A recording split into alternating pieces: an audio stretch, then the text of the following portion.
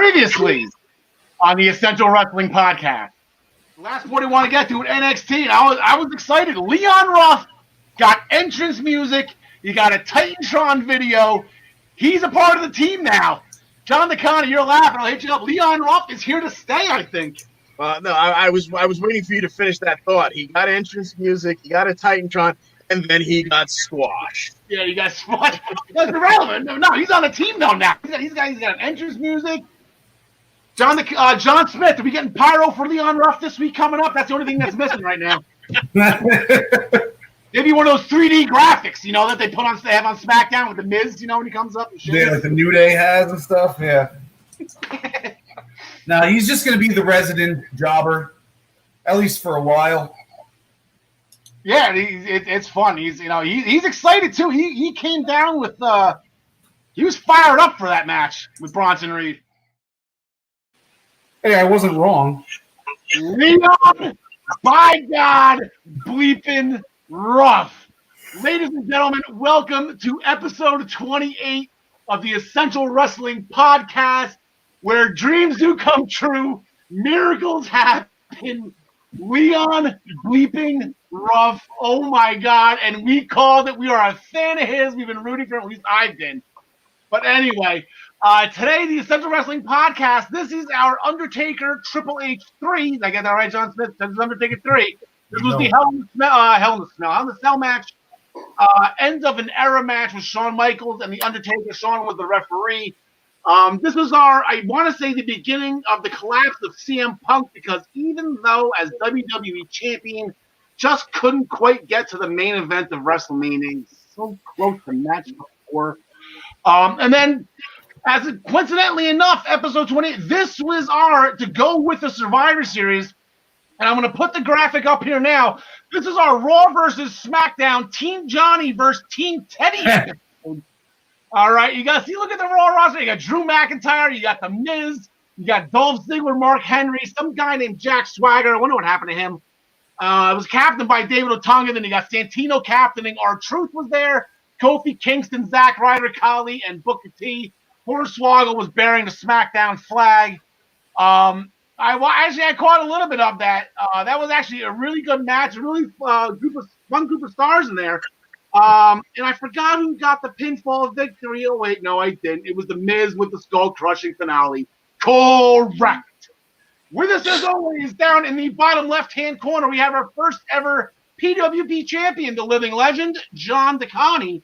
John, how are you today, pal? Not bad, sir. Always a pleasure to be along for the ride. John Smith, we have a new NXT North American champion. Unbelievable. Unbelievable is right, man. I got no words. I couldn't believe what I was seeing that day. We're going to get into that in a little bit. And then Ryan Joy, he jumped spots on me. He's going up in the top right. Ryan Joy, who not only is the founder, creator, CEO, every position available at Minutes to Bell Time. Starting this Monday, he will be the new host of the Daily Wrestling News Show. Make sure you wake up at 10 a.m. for your morning cup of joy every Monday through Thursday.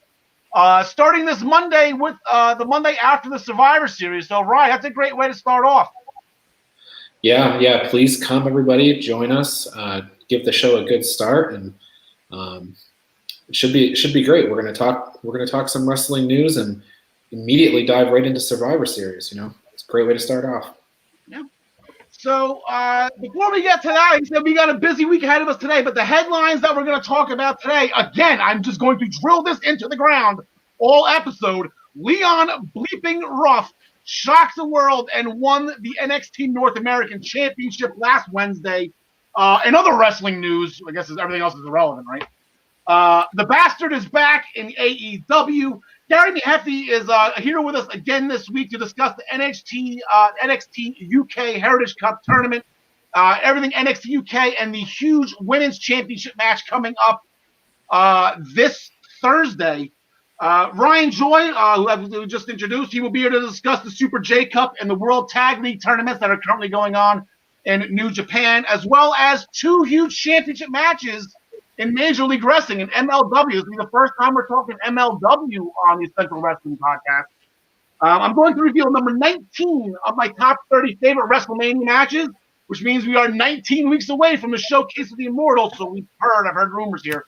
This is the one time I actually count 30 ahead and it worked out perfectly. You're going to change it on me. But I digress. All right, we're going to make our picks for this week's upcoming shows, which as always is presented by MinutesToBallTime.com and sponsored by ProWrestlingPick'em.com. Play against your friends. Play against the universe. We're going to main event the show with WWE, both SmackDown and Raw, as they are full steam ahead going into Survivor Series this weekend. And that includes Drew McIntyre's huge championship win last night, regaining the title. He's going on to Sunday. And just to make sure that you guys know, we are not going to be talking about Survivor Series here. We're going to make sure the dust is settled on everything going into it. We will be on air 3 p.m. this Saturday, November 21st. And we have a whole show dedicated to the Survivor Series. So we hope that you make sure you join. We hope that you join us for that. And we got a little bit of a surprise, a little bit of an announcement to make during that episode too. So you make sure you don't want to miss that. But we're going to curtain jerk the show as we do it. There's the pay-per-view the weekend before. I know Drew McIntyre winning the championship is a big deal, but Impact, they owned the night Saturday night, John DeConnie. And as our senior Impact correspondent, Rich Swann retained. Yes, indeed. Yeah, we had a very personal, short build, but obviously a rich history between Rich Swann and Sami Callihan. And these two beat the living hell out of each other for about the first 15 minutes of this, I think, roughly 20-minute match. Before Swann went up to the turnbuckle, and Josh made sure we knew that when he's facing away from the ring, he's probably going for the Phoenix Splash. Yes. So he sets up his. Rich Swann doesn't play ha-ha with the top rope. He doesn't play absolutely ha-ha. Not. So he headed up first, presumably a Phoenix Splash, when Sami crotched him on the turnbuckle, pulled him off, and hit some kind of.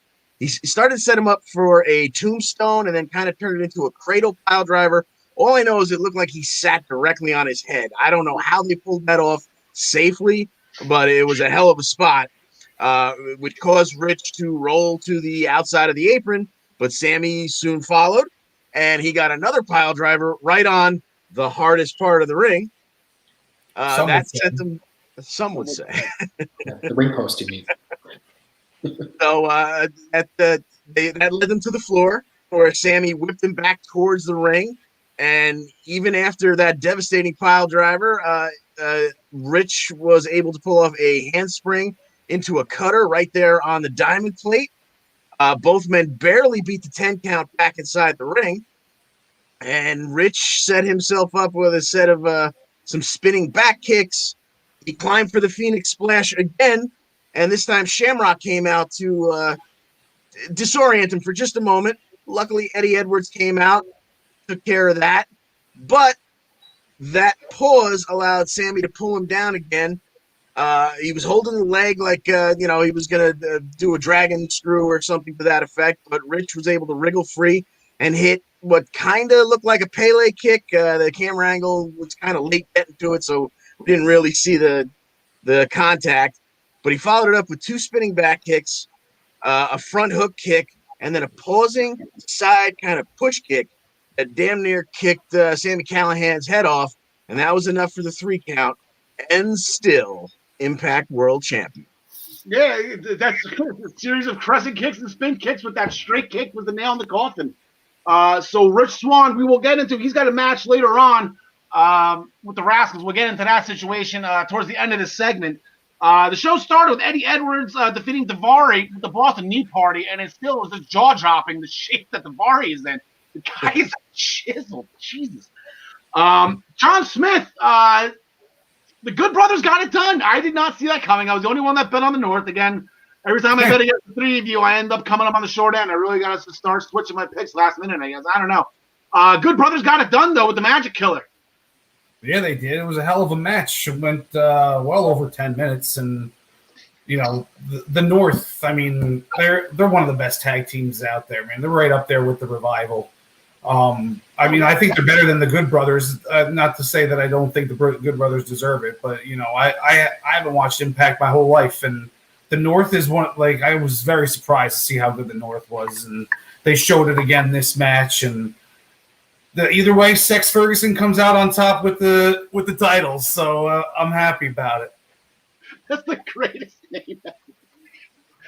Sex Ferguson. Did you know that Festus is Sex Ferguson? People told me that today on the train. It was the most ridiculous thing I've ever heard. Chris Sabin and James Storm, the returning James Storm, that unlikely tag team. I said Beer Money and the Machine Guns. They won at the legendary rivalry in Impact history with those two tag teams. But Sabin and Storm, they teamed up. They got it done. They did the Beer Money, but Sabin said guns. I thought that was pretty fun. So I guess we call them beer guns. That makes sense. Those things exist. I've seen. They defeated Triple XL. Rohit Raju got it done again. The Defeat Rohit Challenge this time was accepted by Cousin Jake Diener. That was a little bit. When you think of X Division, you don't really think of Cousin Jake. Pretty good match. No cheating. No cheap stuff from Rohit. Got the job done. Got the victory. So let's go to the leaderboard here. We got the Defeat Rohit Challenge. This is the graphic. We're chasing John Cena here. Rohit is at 3. Open challenge. I guess you want to call him title. He escaped to the title. I guess we could put it that way. Defensive. You walked in, you make the challenge, you walk out with the title. That you're good in my book. So he's 1 away from Eddie Edwards. Cody, of course, with his first run. His score going with 8. John Cena with 10. And then, as we discussed, we're witnessing history here, folks. We're chasing Bruno Sammartino here. 2,803-day reign for Bruno Sammartino. Rohit right now is currently at 94 and counting. So we will be keeping an eye on that, as I'm sure, right? Because this is good. This is good news stuff, right? This is good journalism here. I think maybe you can learn from something like this. You got to have goals. Exactly. Quick math puts that at about 8 years as champion.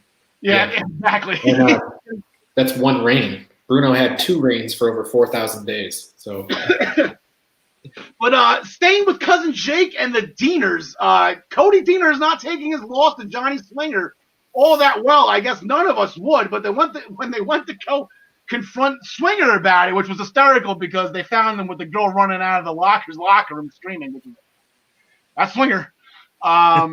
They found a gun in his fanny pack. So I know Aerosmith had that one great hit, Swinger's Got a Gun, but I didn't think it was going to be coming to life here.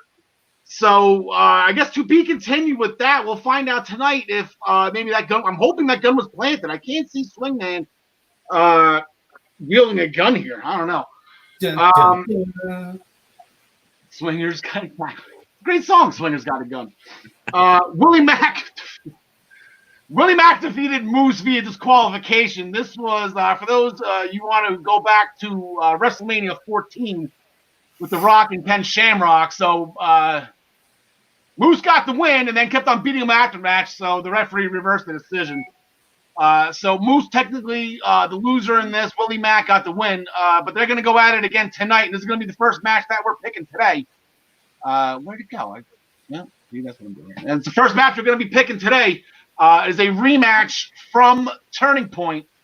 This one will be no disqualification, so there will be no random, referee decision turns or whatever. I don't know. So, John DeConnie, as our senior Impact correspondent, who do you got in this one?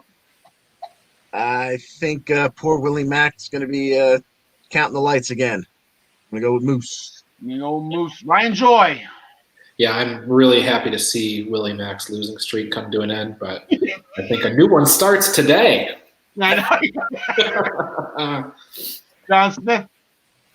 Yeah, Mack's getting beaten to a pulp. Yeah, there's a Moose. You get the feeling that this is going to end with Moose and Swan, most likely at Hard to Kill, which is their next pay-per-view in January. I don't think they're doing anything. They haven't announced anything Impact Plus for December, but it seems like they're doing once a month, which is pretty cool. They did. There was one in December. Yeah, I think it's the 12th. Oh, there you go. Guess I must have missed that. But then I should be tuning into the Daily News Show on Monday. I'm sure we'll be informing everybody of that. We'll talk about that. Exactly. Brian Myers defeated Swoggle after Myers at his signature clothesline. Then he went to keep on beating him up after the match. Crazy Steve came down for the save. Well, that is leading us to this, John Smith. We got Brian Myers, the most professional wrestler, against Crazy Steve and that monkey. What do you got in this one? I'm going to go with Brian Myers. I don't know. All right, John DeConnie. Give me Crazy Steve, perhaps with some help from Swoggle. I would like to see that. I said I don't want to bet against Crazy Steve. He's one of my guys. I think he's great. I love the monkey. That's this little bastard just goes poop everywhere. Ryan Joy. I mean, based on what John DeConnie said, it's a handicap 3-on-1 match. You got one side of the ring, you got Crazy Steve, a monkey, and Swoggle. How can he overcome these odds? I'm still picking Brian Myers. All right. There you go.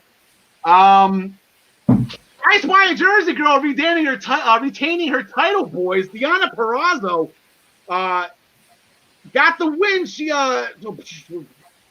both women had the other women passed out. Purrazzo had the Costa Nostra. I don't know. Whatever that was. And then you got it, John? La Cosa Nostra. Thank you very much. I gotta learn that. She's gonna be my favorite wrestler. I gotta learn how to pronounce her moves. She had Su Yung dead the rights with that move, but the referee didn't stop it. And Su Yung had the mandible claw with the bloody glove. That didn't stop the match either. It ended up being a Gotch-style pile driver, Ryan Joy. Yeah, I mean, I thought the double Fujiwara armbar move was gonna be the thing that closed it out, but I guess that's kind of like that's kind of like the Undertaker tapping out. It's not going to happen with Su Yung. But the Cosa Nostra, that's actually the pile driver. I mean, I just called it the pile driver, but Deonna can call it whatever she wants. Yeah, well, it's the Gotch style or the crotch style, however you want to call it. You put your arm under and you pull them up with the one leg. So yes, Deonna Purrazzo regains with using a pile driver, and in 15 minutes. Yeah, that was an absolutely great match. Like I said, just what Jersey does, Ryan. Just what Jersey does. Yeah, Leon Ruff, right? Yeah, right. Oh my God, if Leon Ruff was from Jersey, you just never hear the end of it. Rosemary and Taya, they had a tune-up match along against Jordan Grace and Tennille Dashwood for the Knockouts Tag Team Championship Tournament. Rosemary and Taya got the win. Rosemary hit the wing clipper on Jordan for the pinfall, and again, Tennille walked away again. She just bounced. She didn't see what she liked, so she just bounced. But the Impact Knockouts Tag Team Championship, the tournament starts tonight. Here are the brackets they announced during Turning Point. As you see, you got Nove and Havoc have a team. You got Jordan Grace is going to have a mystery partner, Kiara and Tasha. The Sea Stars, who are the current Shimmer Tag Team Champions, they're in it.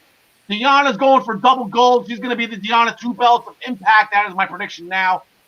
They got Taya and Rosemary, who I just mentioned. They got them in the first round.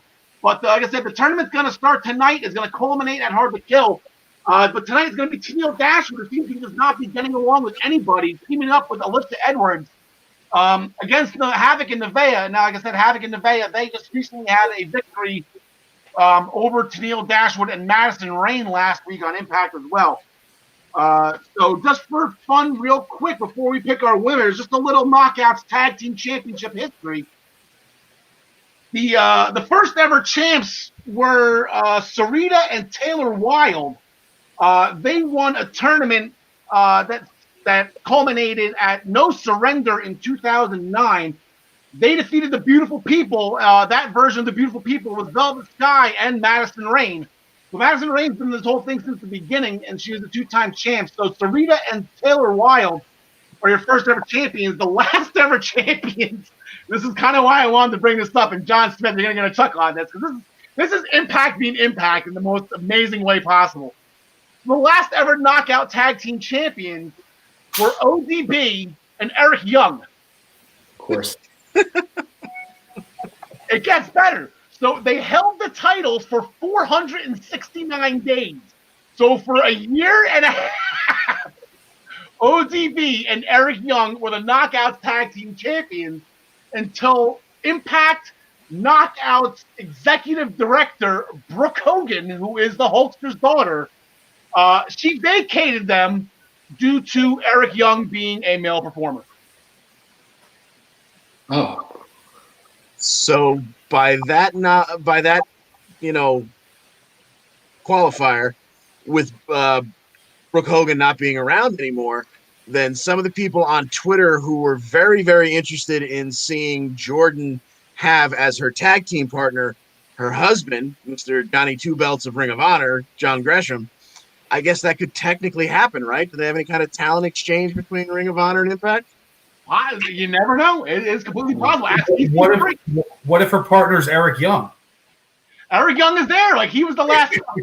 Now, see, I think they've already determined that Eric Young is a male, so he's out. He's out. Yeah, it took them 469 days. Yeah, that's all. Eric Young can no longer be research. Yeah, but what's her face was the men's heavyweight champion, so there's no rules. It's Impact. Exactly. This is Impact being Impact. And the little known fact, recently released WWE superstar Zelina Vega is a former, I don't know if it's a one-time or a two-time, but she is a former Impact Knockout Tag Team Champion as well. So maybe she makes a return. Like I said, 90 days, we got a long ways away till we see Zelina Vega, or I guess she's now back to Tria Trinidad, I guess is her real name, before that happens again. But anyway, so back to the tournament. We had that match we just put up there. John DeConnie, we got Alicia Edwards and Tennille Dashwood against Havoc and Nevaeh. Who do you got? Give me Havoc and Nevaeh. I think Tennille will continue to piss off her partners and have no friends. I completely agree with you 100%. John Smith. I'll go the opposite. I think they'll have success, and then Tennille will end up screwing her over later on. All right. Ryan? I like Havoc and Nevaeh for the whole tournament.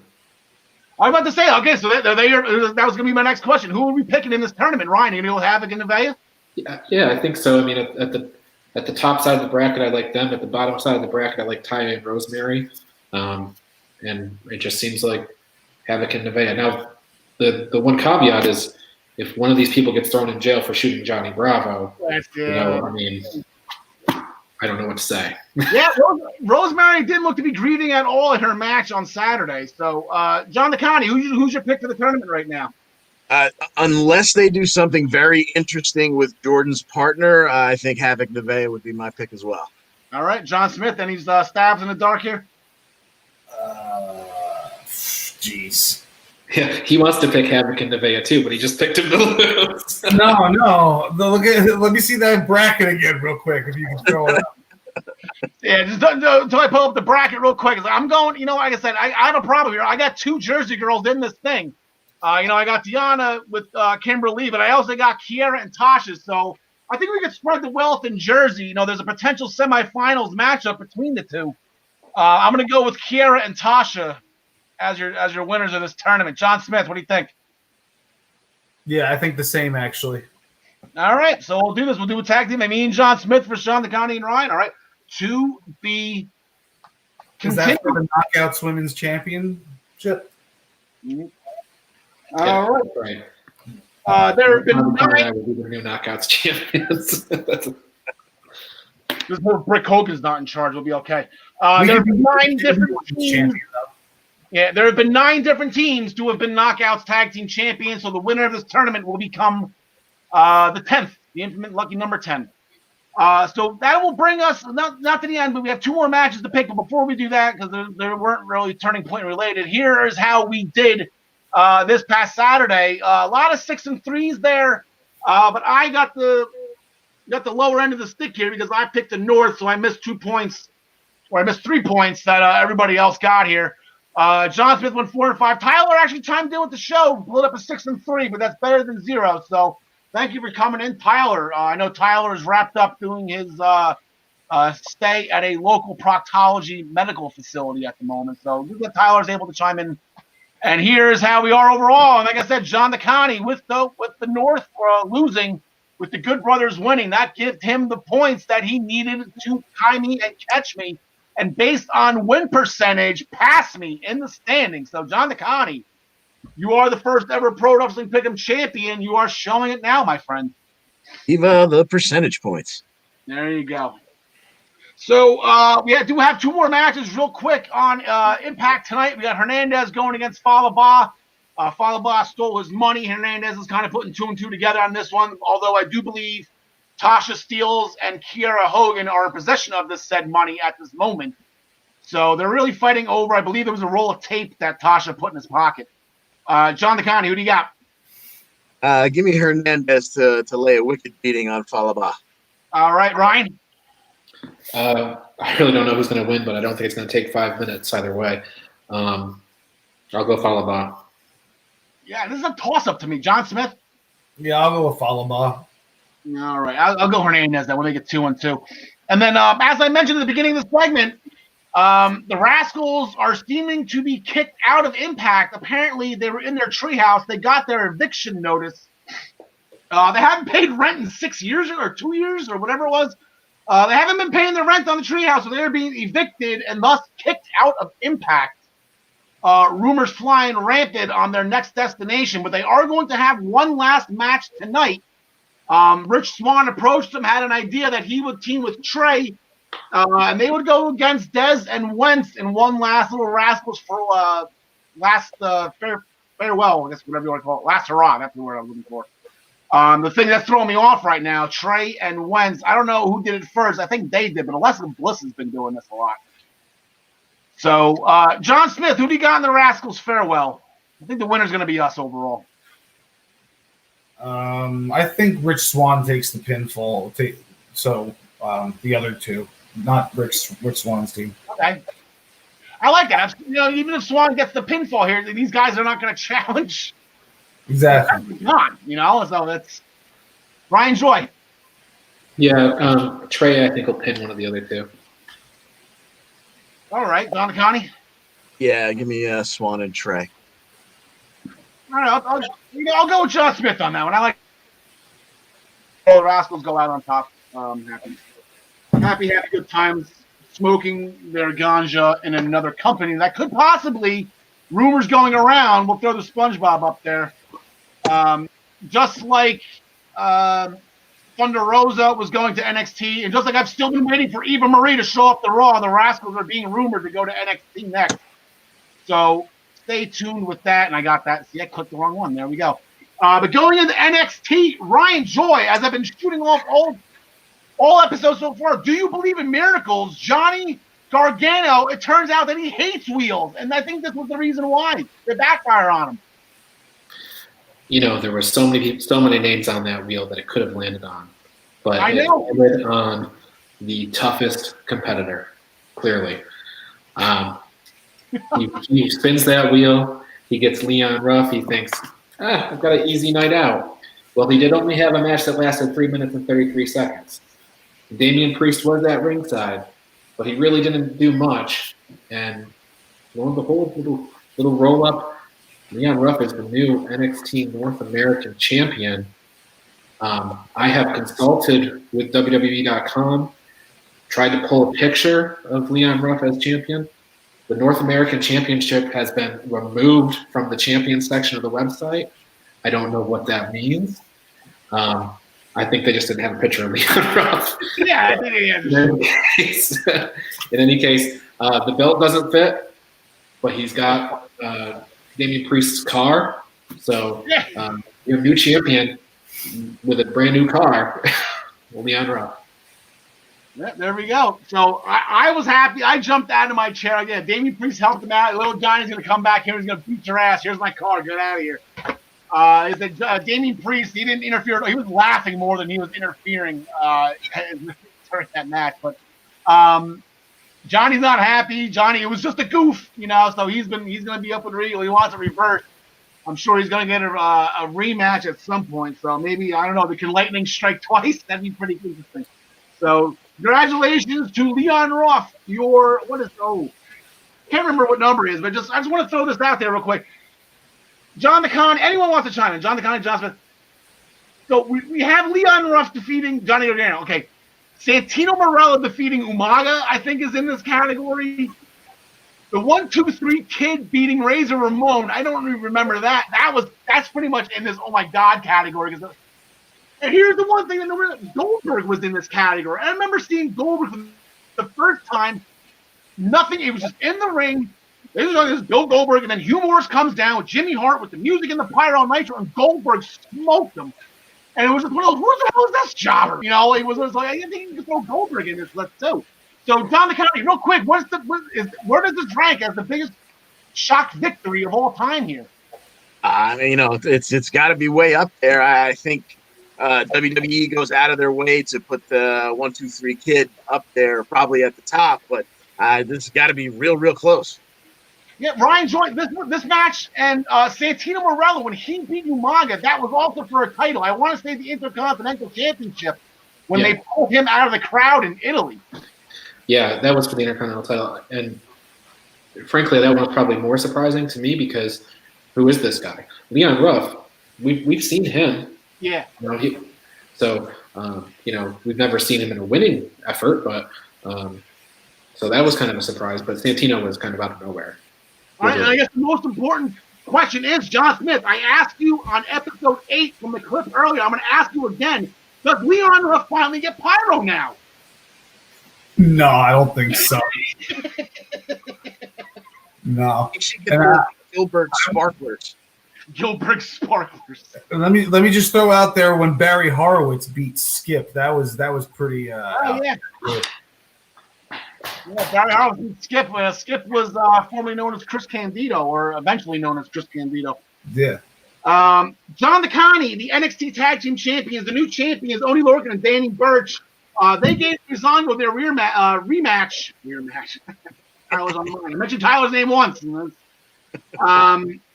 They gave him their rematch, and Breezango was, they were straightforward business here in their promo. There was no jokes. There was no funny entrance music. They were all dead serious business here, getting down to the ring. Yes, indeed. And it didn't seem to matter in the end. Even a little extra interference by Drake Maverick that didn't seem to really help one way or another. Eventually led to Breezango, Tyler Breeze being taken off the ring apron, leaving Fandango alone in the ring for the, I guess, Kings of NXT, as we're calling him now, Lorcan and Burch, to hit a high-angle DDT on Fandango for the win. Yeah, two things. I don't think they're calling them the Kings of NXT. They mentioned it that first week when McAfee just talked forever. Last week they didn't mention that at all, so I don't know if maybe they got nixed. The second thing was when Drake Maverick first interfered and he got up on their apron, I'm like, God damn, Pete Dunne is really small, man. He lost. Oh, that's Maverick. Never mind. I thought that was Pete Dunne. I'm like, man, he's getting smaller every week. They're both wearing the short, whatever. By the tan or the lack thereof. Yeah. John Smith, our resident Legado del Fantasma enthusiast, as well as our senior NXT correspondent, Santos Escobar.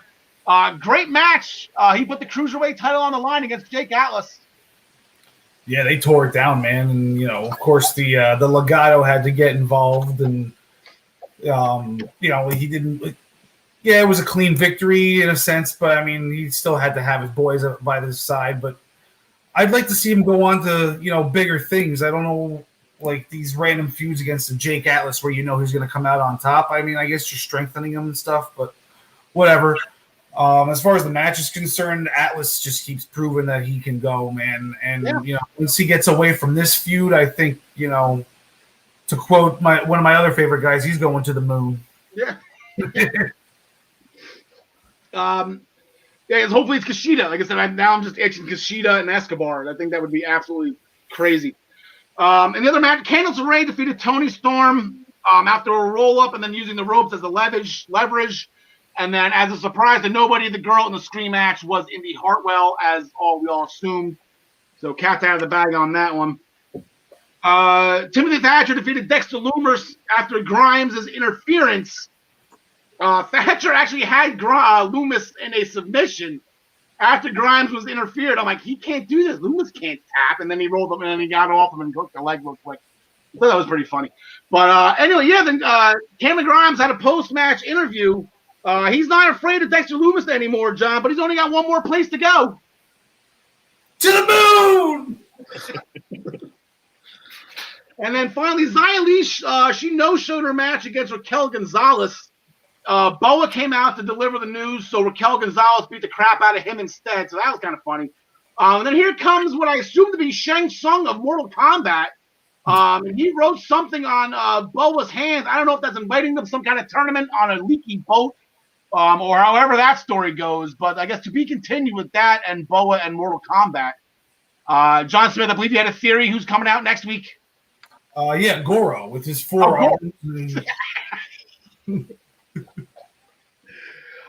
Speaking of tomorrow night, I keep on saying next week. It's tomorrow night. The champ is here. Finn Balor is coming back, our NXT champion. We haven't seen him since NXT TakeOver 31 when he got his neck broken by Kyle O'Reilly. So we're going to have an injury update with Finn Balor. We're glad he's able to fight through this and keep the belt on him. So that was good. And then we actually have a huge NXT Women's Championship match. This is going to be the toughest test for Io Shirai as she goes up against former champion Rhea Ripley. John Smith will let you lead the way here as our senior NXT correspondent. Who do you got? It seems pretty random that they would do this out of nowhere on a random NXT, no less. Like, are they going to throw us a curveball like they did with Leon Ruff? But I don't think so. I think Io holds on to it somehow. They've been building it up with those promos, too. Like I said, I was waiting last week. I give up now. There is no takeover this weekend. They can't throw a takeover together tomorrow night. I was completely shocked that they do, especially if it's War Games. But, I guess this is the end of the cycle, I guess, is maybe. I don't know. John DeConnie, who do you got? Just because of the fact that this kind of popped up the way it did and there being no takeover, I'm going to say Io holds on, and this is the final check mark on her resume of this wonderful run that she's had as champ. All right, Ryan? I'm going to go the other way. I think, Rhea Ripley basically started her ascent, like her real fast ascent about this time last year, leading into War Games. Yeah. She finished the year strong with a victory over Shayna Baszler. It became the NXT Women's Champion. I think she finishes the year this way, the same way she did last year. Okay, we still have a month for that. I think that Io gets some type of roll-up, maybe cheap victory here, not a defining victory or a convincing victory, but it's like a small roll. I think you can get gimmicky with this, whether it's a ladder match or a cage or some type of weapons. I think this is just step one in the process to where maybe they have a takeover in December or something that they're holding off on. I don't know, but I think this is going to be part one of the feud that maybe Ripley will eventually end. But I want to go with Io Shirai to keep it for tomorrow night. Gentlemen, before I send you away to your loved ones to find your groceries, I'm going to bring in Gary Mehaffy real quick. I think the four of us have a little bit of a bone to pick you, Gary. Real quick, just so you know, So we are all aware that when you were entered, when we inducted you into the Essential Wrestling Podcast, we were all there at the match that you beat me in. You beat me fair and square. I had no choice but to let you in the Essential Wrestling Podcast. Where are our tickets to Vegas, Gary? If MJF's doing the same thing for Jericho and his guys, how come you're not getting us to Vegas, Gary? Did you not get them in the post? I sent them. There wasn't registered post, but hopefully they'll get there. What the hell is a post? All right, guys, we'll see you in a little bit. I want to shoot the bleep with Gary right now for some NXT UK. Gary, how's everything going for the top of the evening to you? Not too bad, sir. Not too bad. I'm doing fine. Hope things are good with yourselves over there too. Yeah, everything's going good so far, going swimmingly. And to tell you the truth, before we get to the Heritage Tournament, I'm sure you know Triple H watches this show. Yeah. I think he saw how dejected I was last week with Noam Dar losing the Heritage. The only way to turn my frown upside down was to have Xia Brookside with a huge convincing victory over Nina Samuels. I know. I was watching it. I was watching it later. I'd come back at the time. I couldn't catch up with what was happening. And I was watching it late, and I watched and thought, okay, yes, here's a nice match. And actually thought the exact same thing. I watched. I was so pleased for her, and the first thing I thought was, Al's going to be sitting at home going, Yes. So Xia Brookside, she got the roll up when Samuels tweaked her knee, doing a cartwheel off the top rope. She was goal breaking, but I guess Xia didn't fall for it. Xia got the pin, but then she fell for it after the match, and then that was where she got jumped after that. So she got the win. She got the winner's purse. So that's big to get something in the win column for Xia going forward. Okay, so now going to the Heritage Cup. We were dead wrong in this one, Gary. Trent Seven got it done. I know. I mean, there's part of me thought before when we were talking about it last week, they sort of thought, well, Trent Seven against A Kid would be the better match. But in my head, I'm going, no, Big Dave's just going to knock him out. Here we go. Yeah. And yet, completely was a great match. Actually, a lot of good technical stuff from both of them, which built up to the finish, which was just a very impressive super finish with the burning hammer right at the end. Trent Seven had me dying that entire match. So after the first round, they had a collision and knocked them both, but they were both on the opposite sides of their corner. So by the time they both got over the 20 seconds, they got it. Yeah. But then when Trent Seven was almost knocked out at the end of the third, it was the same thing. He was on the complete opposite side, and he just, oh my God, just trying to. He had me dying. I thought that was absolutely hysterical. Yeah. So kudos to Trent Seven. That was something. No, really, it really was. It was an interesting way to go, and it wasn't the norm. It wasn't a swerve for swerve's sake, but it really was. It was a really cool, interesting way to go, and they told a good story with Trent almost being like the daddy of, like the father of the current UK wrestling scene. So it was a good story to tell. So the finals will not be this Thursday. It will be next Thursday at 3:00. So hopefully at our time, 3 p.m. Usually on Thanksgiving Day, Gary, the Detroit Lions are getting blown out, getting killed. So I think I will be able to tune in to NXT UK 3:00 on Thanksgiving Day to watch the Heritage Cup's final before I tune into the Cowboys going to get smoked. They're not doing too well either. So so that's going to be a huge match on Thanksgiving Day for NXT UK. So speaking of traditions in Thanksgiving, an NXT UK tradition that everybody has. I don't know if you caught on to this yet, Gary. It's not British round style. That is a tradition. But the other one is that when you make your debut in the company, you get to beat the crap out of Jack Stars. Yeah. And that's exactly what Rampage Brown did. Oh, did he ever? Yeah. Because I knew he was on, and I thought that's okay. And I was like, who's he against? And it was like, went to the ring, Jack Stars, and I went, sorry, mate, not long. No, it was a good dominant performance, and they really are. I mean, he's somebody who's come in, and I do think they're gonna build around him in the next year. So he has he's a good pedigree, good background. And so it'll be interesting to see him going forward. But he really did do a number on Jack Stars, just demolished them.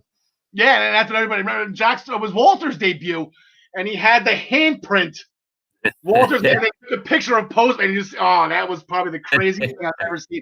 But yeah, Jack Stars, NXT UK's resident punching bag. You're not made in NXT UK unless you beat Jack Stars first. So yeah, it must be funny. He must actually see himself that he's on the list to get a match, and he's like, great. Who's it against? Brilliant. If they ever go back to the Worlds Collide format, Jack Stars and Leon Ruff for the North American Championship. That's what I want to say. In the opening match of the card, the Hunt, they defeated Amir Jordan and Kenny Williams after a double flying headbutt, which couldn't be a better move for the Hunt to do as their finisher. Yeah, I mean, they really are. Let's say with the pairing with Eddie Dennis, I think is an intriguing one as well.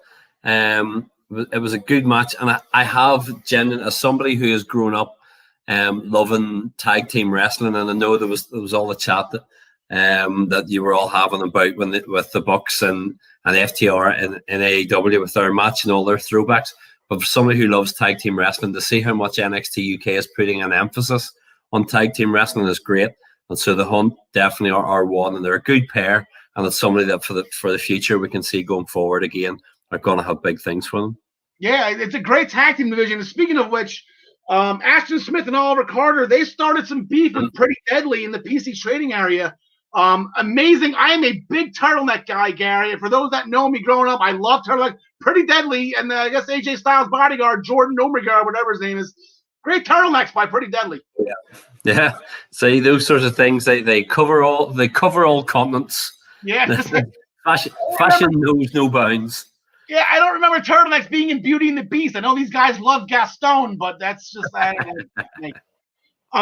So in all seriousness now, Garrett, the NXT UK's Women's Championship, that is the big match. That is the wrong graphic. That is the big match coming up this Thursday afternoon. I know Thursday night by you.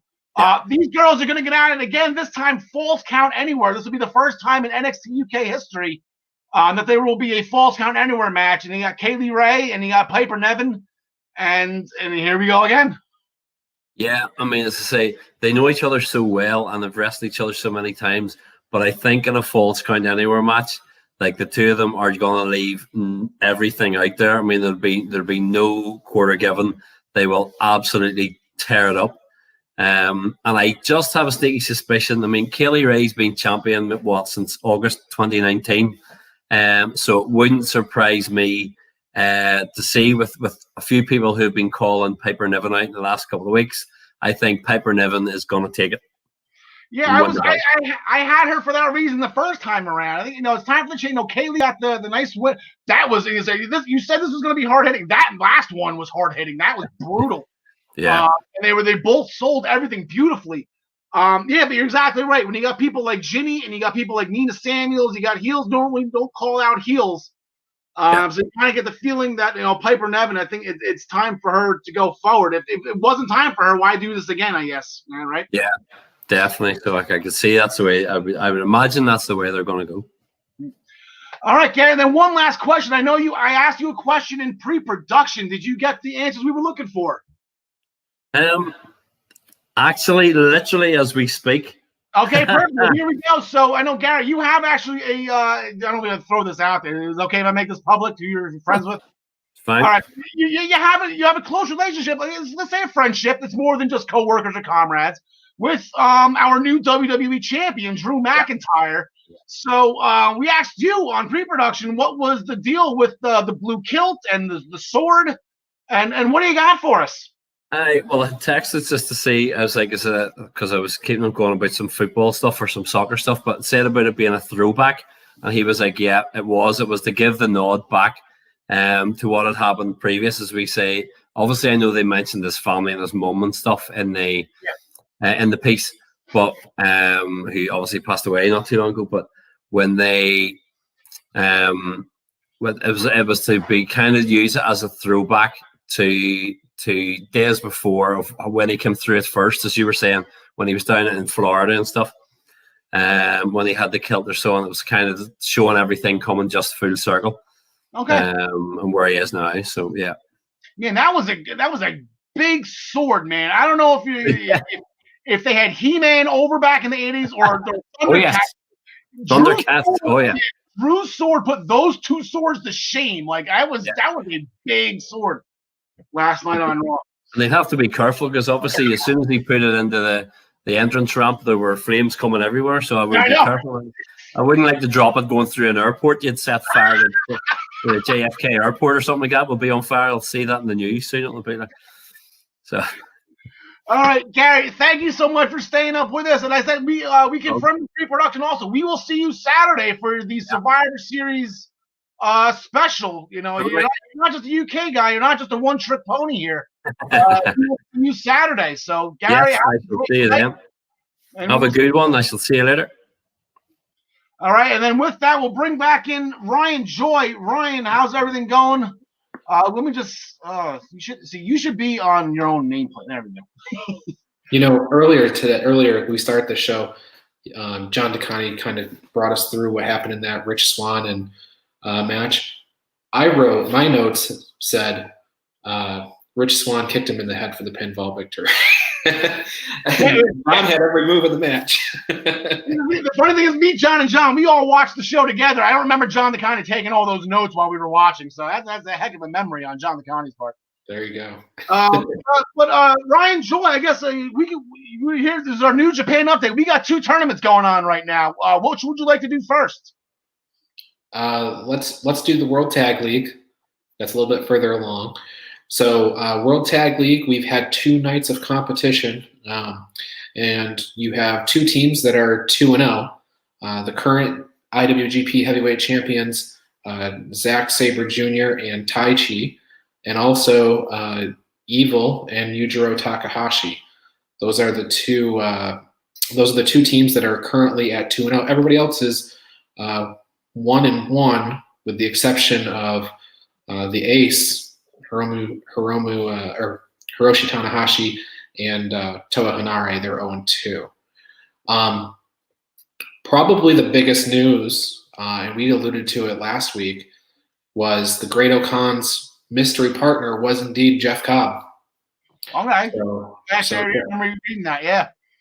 So Jeff Cobb did align himself with the Empire, Will Ospreay and Great Okan. Looking forward, between now and next week's show, there will be 3 additional World Tag League shows. Okay. The main event of tomorrow morning's show, Thursday morning's show, is Sabre and Taichi versus Shingo and Sonata. So Shingo and Sonata are 1-1, but I think they have a good chance in the tournament to make it toward the finals. So that's one match to watch. It should be a good match. Yeah, anything LIJ is absolutely great. I know is that with the G1, I was kind of making graphics for the upcoming match. It's a little too early to kind of just chip away and say only this match is important, only that match is important. With the records the way they are, and this being this early, we'll give it another week and see what happens. But yeah, so anything that come out early right now that say like, oh, these guys look unbeatable, or is it still too early to tell? No. I think the tag tournament, it doesn't. It's nowhere near as exciting as G1. Not at all. Nowhere. Oh yeah. When you think about the winner of Tag League is most likely going to get a match against Sabre and Taichi at Wrestle Kingdom. That's where I think that Shingo and Sonata team, makes sense. Of course, Shingo is the Openweight champion, so that might pull away a singles match if you do that. But there is 2 nights, so it's hard to say. But I like that team. I also, Evil and Yujiro is kind of they're 2-0 now. Maybe they make it all the way because Evil's not in that world title picture. Yeah, and like I said, that's got to be a one-man team though, because Yujiro just hasn't been doing well at all recently. If I'm thinking the same guy that you are. Yeah, Yujiro won exactly 0 matches in the G1. So he will be the guy that takes any pins in the exactly. Yep. In the tag league. But maybe rehab him a little bit and give Evil something to do, and Evil going back against LIJ again, to continue that story. So, that's a possibility. Yeah, and exactly. I know it's early, and it's too early to tell. You don't want to leave the Gorillas of Destiny out of the conversation either. But we will move on to the Super Juniors, which I believe is red, right? Yeah, that's red. Yeah, best of the Super Juniors. Just a production note. I think we said it last week, but Yuya Uemura in the middle there. He's got the different color banner. That's because they subbed him in late because Yoshinobu Kanemaru got injured. This one we've only had one in the show, so everybody is either 1-0 or 0-1. The Hiromu and Taiji Ishimori was the main event of the first show. Remember, Ishimori is the reigning junior champion. Hiromu Takahashi is the former champion, and Takahashi beat the champion on the opening night. We're likely to see that in the finals, I think, probably as well. So yeah, stay tuned for that. The main event of the next show, which is tomorrow morning, is Hiromu Takahashi versus El Desperado. So they have a good rivalry, so that should be good. All right, awesome. So, as I said, going forward, we will keep you updated on our end as well on the Essential Wrestling Podcast. Not to mention, I'm sure you will keep everybody informed as you're going on. This is going to be the early mornings for you. If you got to be up 3 a.m. or whatever time it is for New Japan, and then maybe take a small nap before the podcast at 10 a.m. Yeah, it's gonna be crazy. And in fact, there's probably, full disclosure, I may not get the New Japan show in before the daily show starts. But switching gears, MLW, we have yet to talk about it. Give us a little update here, Rye. So Major League Wrestling, they had a taping in late March that carried them through basically April or so. It was taping in Tijuana. And ever since then, they've been off the air. They've been doing retro shows and things like that, to fill in the time. They have a good back catalog. But they are making their return. It is on Wednesday. So the Wednesday Night Wars are a little bit more interesting now. Not really, though, because MLW Fusion is a 1-hour show. It starts at 7. It is now your Dynamite and NXT pre-show. Yeah, okay, gotcha. And we got 2 championship matches going in. I guess we'll just do the middleweight one first. We'll give the heavyweight championship its proper due. Brian Pillman Jr. going against Myron Reed. Yeah, Myron Reed is sort of the leader of the Injustice faction in Major League Wrestling, and they took out back in the wintertime. They took out Brian Pillman Jr. Actually hit him over the head with a cinder block. So he's got revenge on his mind. He's been recuperating all this time, been off television. I didn't see him in Jacksonville. That's the last place I didn't see him. Yeah, exactly. He's been on Dynamite a bunch, or not Dynamite, a little bit of Dynamite, but mostly on Dark. And he hasn't won any matches in AEW, but he has a pretty decent record and well thought of in MLW. So it should be a competitive match. Should be a good match. Myra Reed will probably win. And then Jacob Fatu, that name we have mentioned before. He was in the PWI top 500. I believe he was somewhere in the number 20 range, maybe number 20 to 23, somewhere in there. He is the MLW champion, and he's going against Davey Boy Smith Jr. Tear comes to my eyes saying that name. Between that name and Brian Pillman, the Hart Foundation's going strong.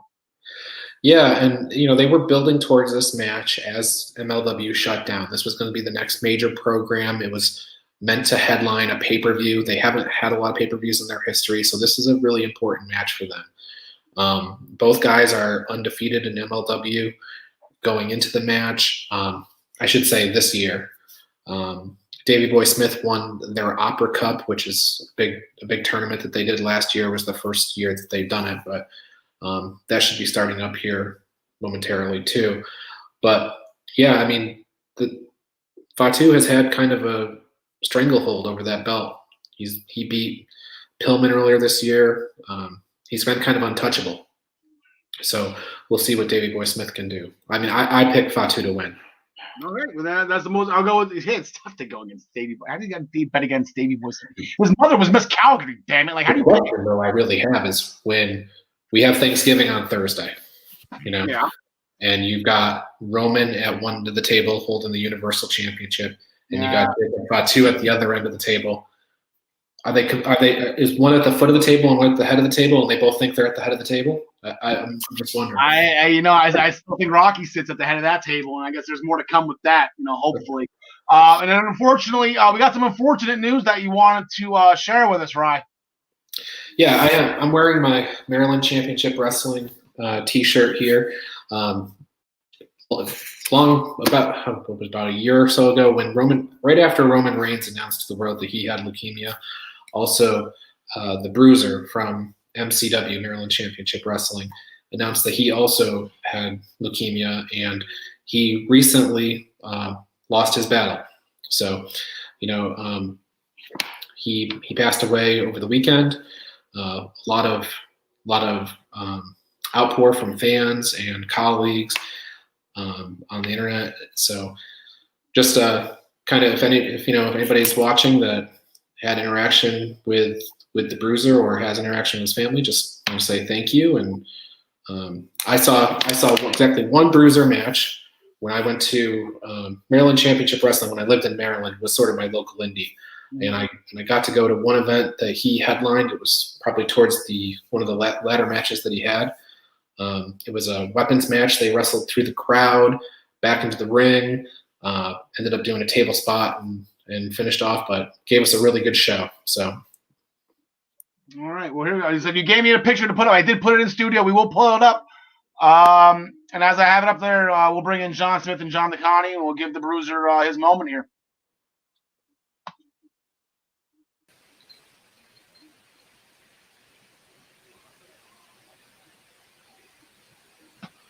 All right, we are back live now. We got John Smith and John DeConnie back with us, gentlemen. We hope you had some time with your loved ones and some groceries. We had a great conversation with Gary, as always.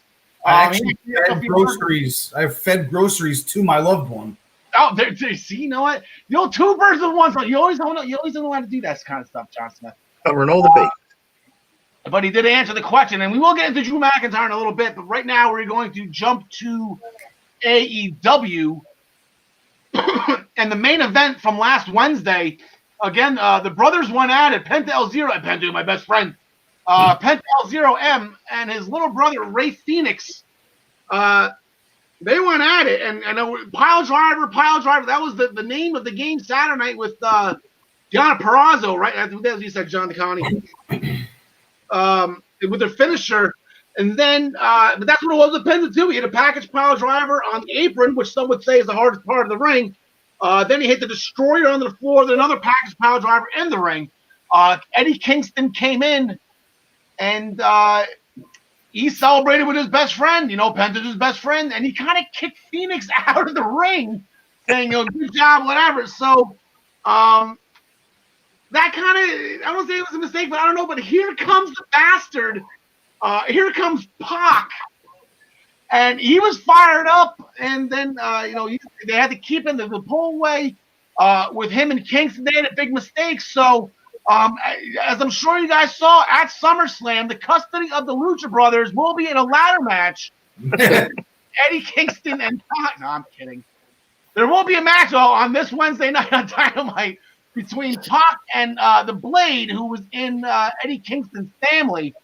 So I guess we'll just come out swinging here. The return of Pac.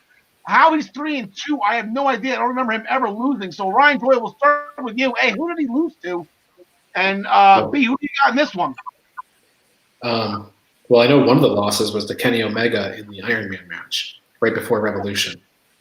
It was the Wednesday before, so February 26th, I'll say. Who do I have to win? Pac. I don't think the Blade has a chance. Yeah, I'll stay with that one too. John Smith. Oh, definitely Pac. So good. So happy he's back. Yeah, I missed him. John DeConnie. Yeah, make it unanimous. I'm going with Pac. All right, he's such a bastard.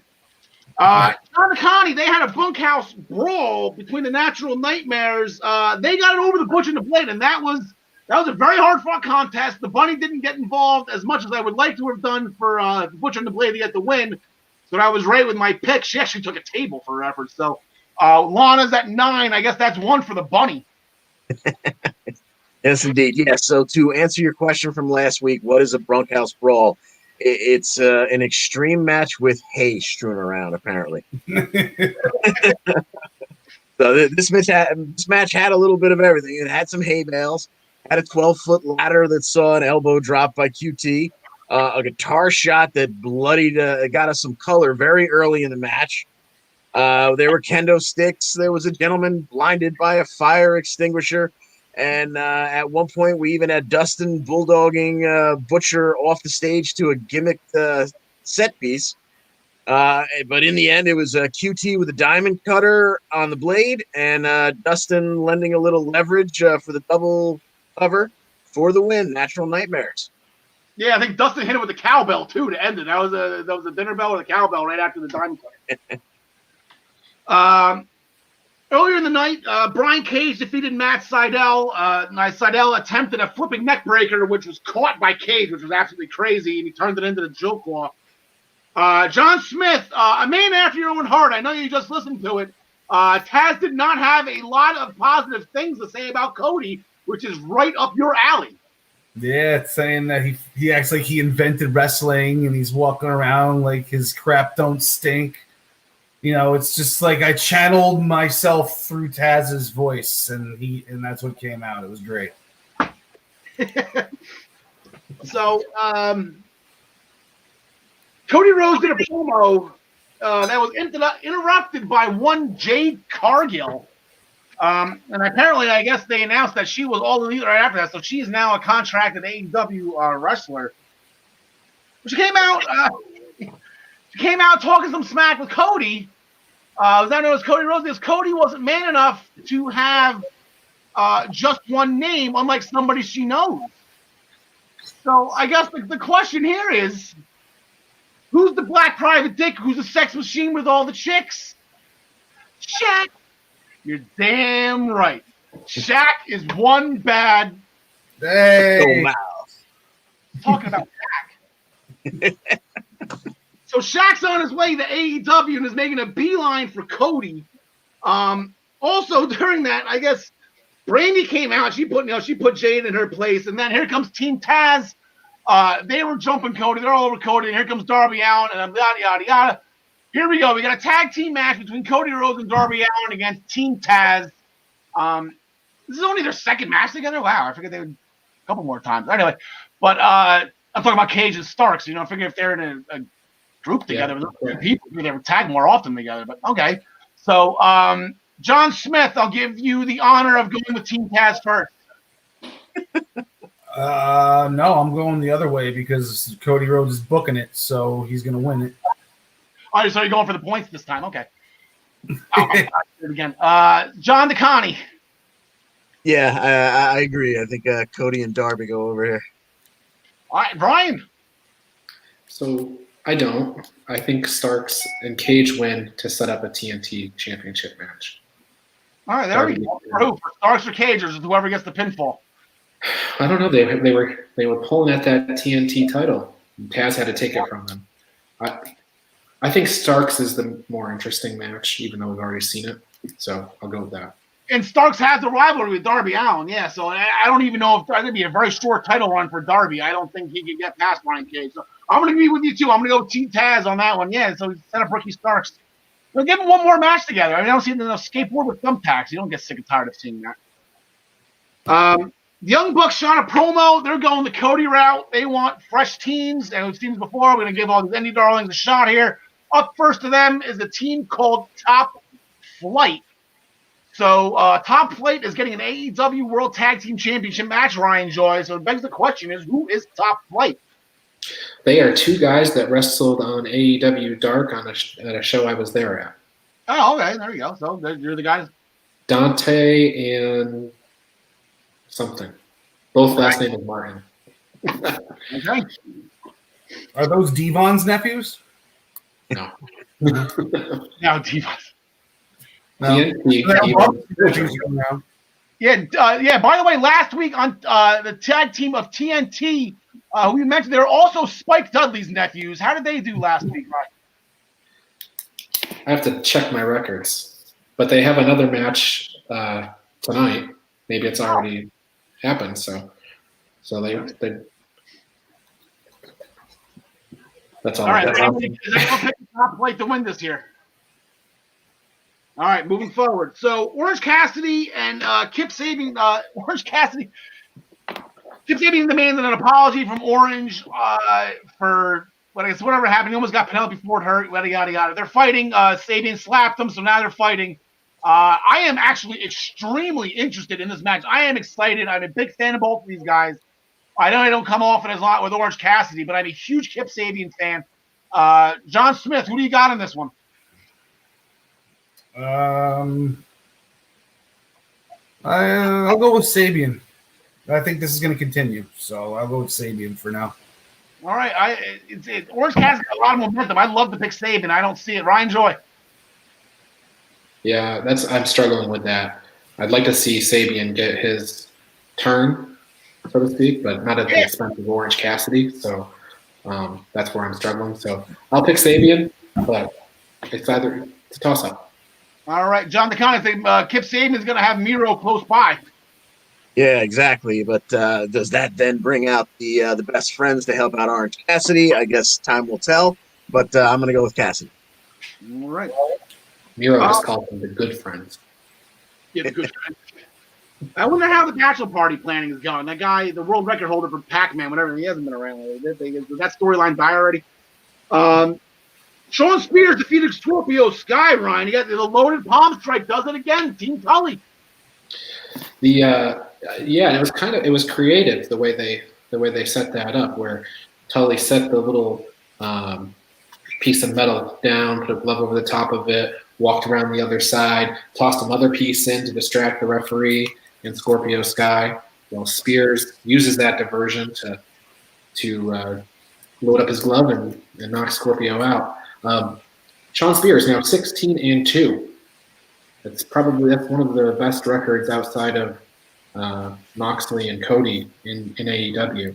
Of course, most of those are dark matches. The only kryptonite in that win-loss record, though, Cody and Dustin Rhodes. Those are the two. Oh, wow. Yeah, and what was I going to say? Is that Tully, it doesn't shock me that Tully does that. He was taught by the best, being part of the Four Horsemen, not to mention for a brief stint in WWF being managed by Bobby the Brain Heenan. Does not shock me at all that Tully knows how to do all this stuff. Yeah. Yeah, it was really creatively done. I mean, you don't really see like the diversion, it's like Jimmy Hart throwing 2 megaphones in the ring. Yeah. But I do have a backtrack on you. You asked about Pac earlier. His other loss was to John Moxley. On the boat, I believe. Oh, that's okay. Gotcha. In the women's division, Ty Conti defeated Red Velvet. We all got that one right. She had the gory bomb set up into a knee. Very interesting finishing move Ty Conti's going to be doing now. But the side story here is Anna Jay tried to slide a chair in to help Ty Conti. Ty kicked it out, kind of went the face route with it. So they're not seeing eye to eye right now, especially with Anna Jay wanting her to join the Dark Order. You use the chair if you want to be in the Dark Order, I guess, is the moral of the story here. And Ty didn't. So to be continued with this one. And I think those two, if we get to see Ty Conti and Anna Jay once, if not twice, I will be a happy man.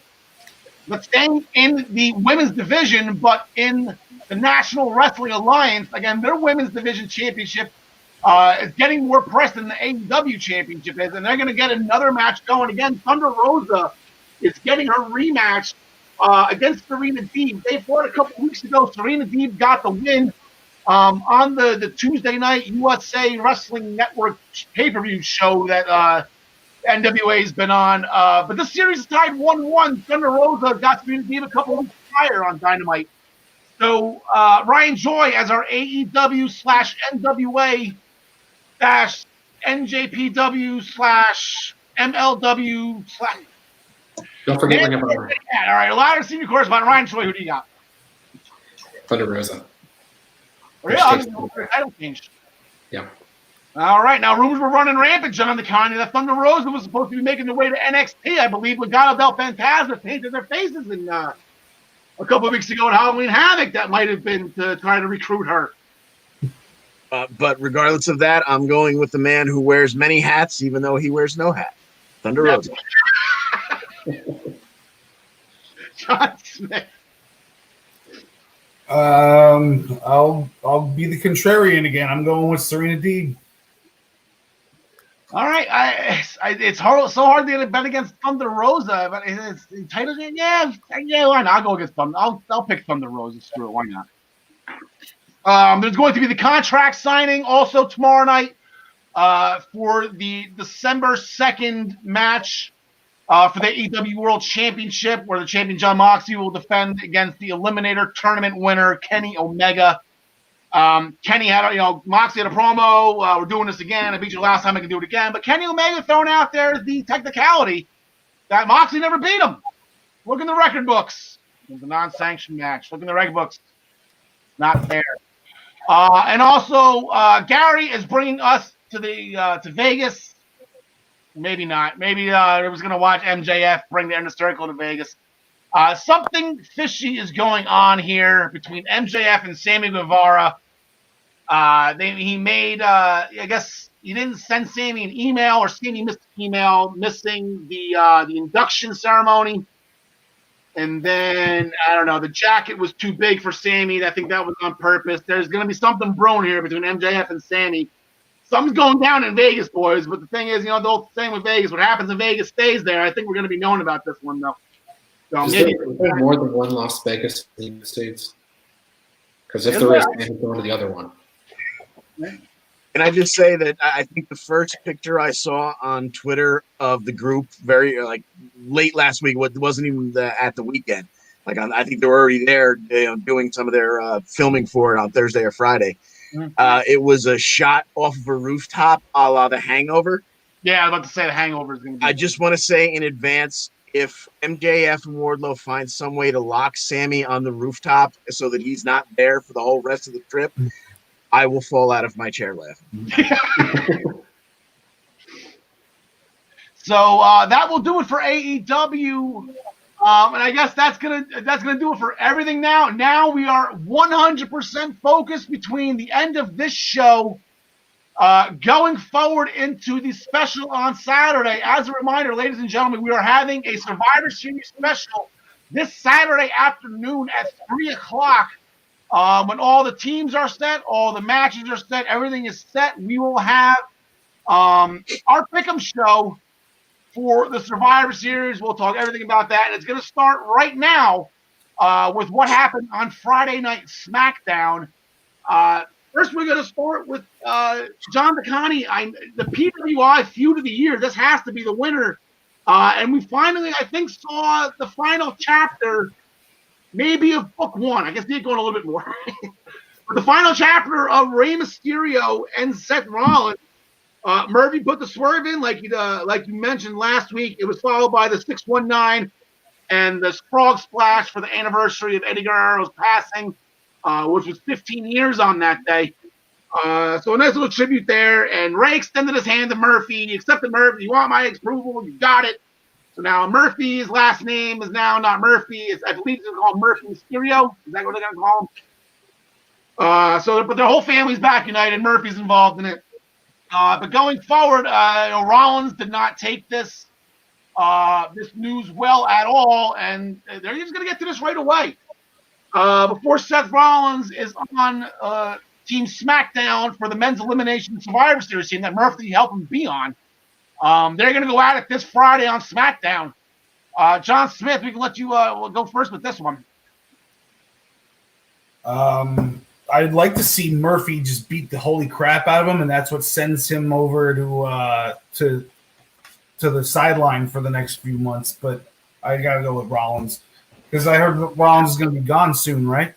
So, if it would be a cool way to give Buddy Murphy some clout, and then he could take Rollins' spot on the Survivor Series team. That'd be cool. There you go. All right, John Connie. Yeah, I'm gonna go with Murphy as well. I think whether it's his new family gets involved and helps him out in some way or not, I'd like to see him go over Rollins here in this at least first leg of what we're doing here. All right, Ryan Joy. Yeah, I think it's Murphy for sure. That win-loss record for Seth Rollins at 10-0 was not correct, but so the graphic was wrong. But yeah, Murphy's going to win the match. Seth Rollins is 10-10 actually, so just a 1 was missing. No, there you go. He's got a losing record after this week. I guess, yeah. If if SpongeBob is true, and if he's going to take time off for the birth of his child that is coming soon, as Ryan George starts in pre-production, I guess Becker's is throwing out Prego pics on Instagram. She looks great. Everything looks great and ready to roll for Baby Rollins Lynch, or Baby Lynch Rollins, or whatever you want to, use as, or Baby Lopez, right? Isn't that his last name? His real last name, Lopez. And hers is Quinn, so whatever. Yeah. So Baby Lopez is doing the summer. I guess rumored SpongeBob. I don't know if he's gonna. Yeah, exactly. But does it make it a Survivor Series if Murphy gets? I like that theory. Murphy beats the crap out of him. Murphy gets the spot on a team. There are still 2 spots left, which we'll get to in a second. John DeConnie, Normally, like I said, what we saw last night on Raw, usually you have to defend the title before you actually earn your spot on the Survivor Series team. Sami Zayn got caught up in that, and an hour before the show went on the air, Sami Zayn found out he had to defend the Intercontinental Championship against Apollo Crews of all people. This is not right for Sami. He was not happy. No, not pleased at all. Former champion, only an hour's worth of warm-up time, but always the thinking man. Sami Zayn came up with a fantastic way to not have to break much of a sweat. At some point, they rolled very early on. They rolled to the outside, and he got Apollo Crews' boot caught up under the apron, the tiny little ropes that hold the mat in place. And he put the boots to him to make sure that he was there for about the 8 count, and rolled himself back in just in time to let Crews get counted out. Yes, it was a straight up. It wasn't a title defense. It was a victory. He got the winner's purse. He kept the title. He got the win. See, that's where Sami Zayn is like the reverse Honky Tonk. Like Honky Tonk would have just walked. Well, he said, take the loss, whatever. No, Samuel Zayn don't find a cheap way to win. That's what separates Sami, and that's why Sami might be a little bit of an underdog pick, but a surprise pick that we might take on Saturday's show when he's got to go up against Bobby Lashley. So Sami Zayn earned his spot. He defended his title. Sasha Banks, or the SmackDown Women's Champion, had a promo. She's ready for Survivor Series. She's done with Bayley, but then here comes Bayley. But then she was jumped by Carmella. Carmella had the X Factor or Bella Buster or whatever you want to call it. And then Bayley was I thought Bayley was maybe going to jump in and keep pounding. I don't know. Bayley just disappeared after that. That was random too. So I guess, 2 spots open on that team as well. Carmella and Bayley would be a nice fit for Team SmackDown, considering that, the person I guess that they had high hopes for having on Chelsea Green, she made her SmackDown debut, and she was actually put in the triple threat match to make it a fatal for John Smith against Liv Morgan, Tamina, and Natalya again.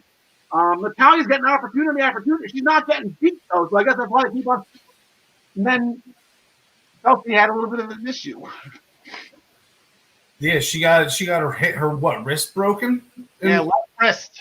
Yeah, that was not fun for her. But now there's still 2 vacancies on that god-awful SmackDown Survivor Series team. What is it? The Riot Squad and Bianca Belair.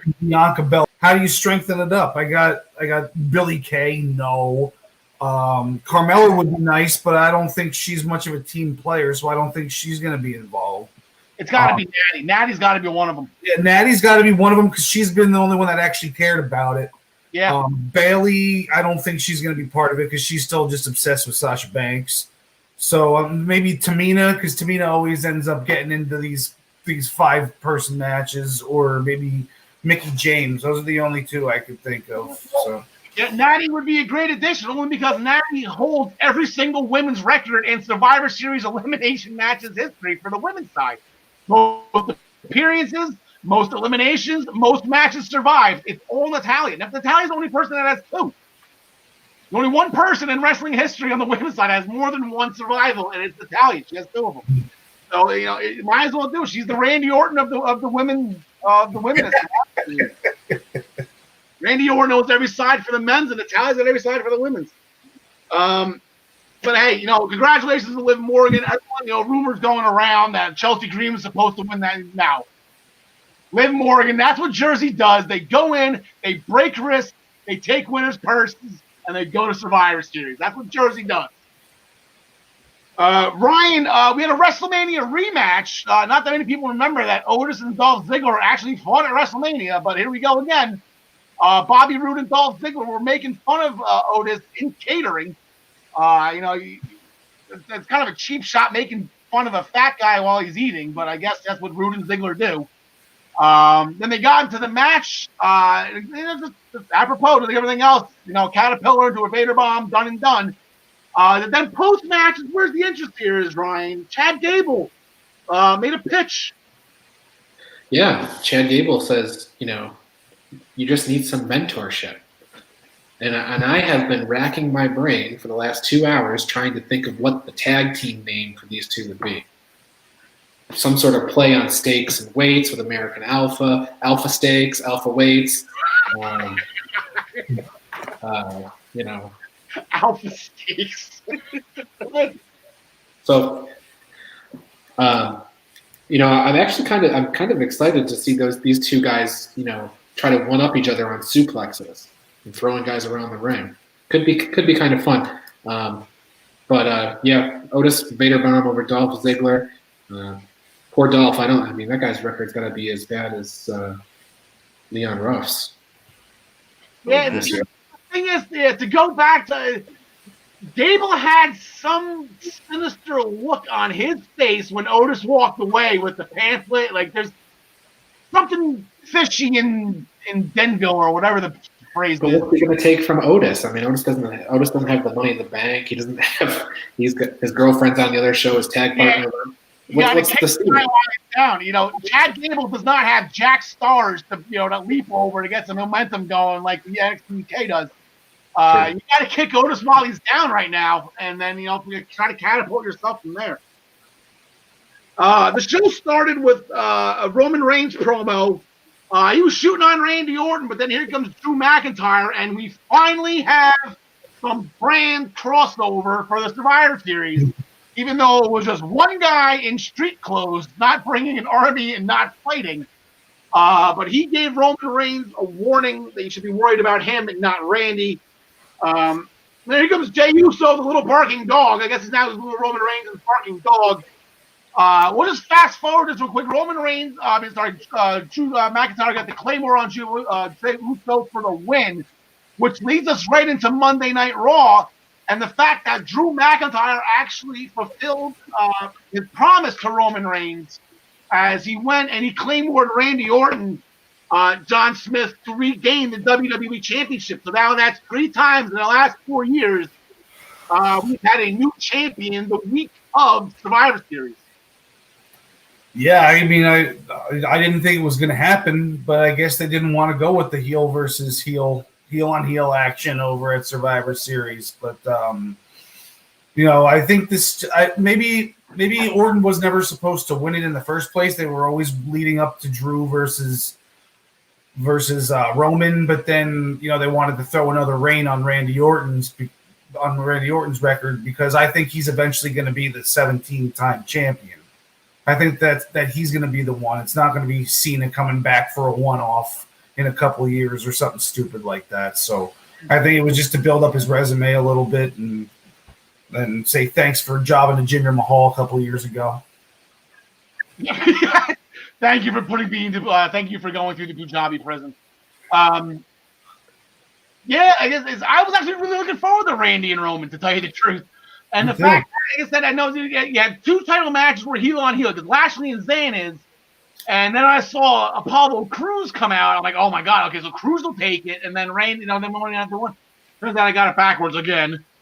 But you got to couple this. Actually, the Drew McIntyre, which we'll get into. Drew McIntyre remains. That is another WrestleMania rematch. They fought a year and a half ago at WrestleMania 35, where Roman Reigns got the win after his comeback. The other title match, an absolutely phenomenal match. The New Day defended the Raw Tag Team Championship. They beat the Hurt Business.